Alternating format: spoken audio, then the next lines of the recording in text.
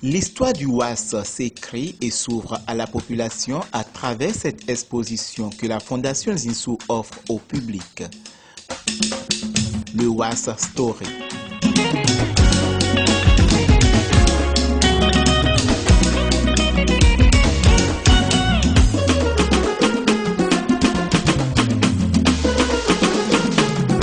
Moi je suis africain. Quand les pains sont arrivés, les premiers pains sont arrivés de Hollande en 1893 au Ghana. Et en fait, les femmes ici se sont emparées du commerce du pagne. Et pour vendre les textiles, elles ont inventé des noms qui allaient avec le textile pour les proposer à la vente aux clientes. Donc certains pains sont devenus Mon mari est capable, certains pains sont devenus Belle dame, certains pains sont devenus des histoires de rivalité entre coépouses, je cours plus vite que ma rivale. Voilà, on a inventé tout un langage autour de ces textiles et c'est comme ça que les textiles ont commencé à se vendre et c'est comme ça que nous on hérite de ces noms aujourd'hui. Il y a aussi des pagnes qui prennent leur nom aujourd'hui.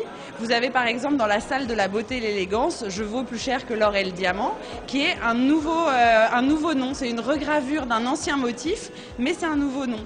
Donc voilà, on essaye de raconter toutes ces histoires et tout ce que les femmes ont fait autour du pagne.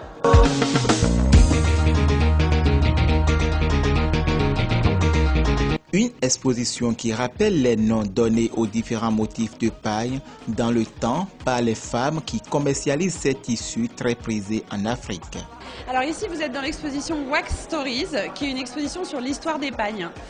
On a voulu à la Fondation Zinsou mettre en valeur l'histoire des pagnes, l'histoire que véhiculent les pagnes, les messages qui ont été inventés ici par les Nana Benz et qui est une culture qui s'est créée il y a une centaine d'années. Et donc on a voulu raconter l'histoire de chacun de ces textiles et comment les motifs étaient devenus des légendes et voilà comment le pagne constituait finalement presque un patrimoine immatériel avec tout ce que les femmes ont donné dans le pagne ces dernières années. Pour les visiteurs et curieux venus nombreux, c'est une originalité de redécouvrir l'histoire du pagne. Je pense que c'est une occasion pour tout le monde de redécouvrir le wax dans toute sa beauté. Et voilà, ça raconte toute une histoire. C'est bien pour nous, en fait, nouvelle génération, de découvrir en fait toutes ces imprimés, toutes ces histoires.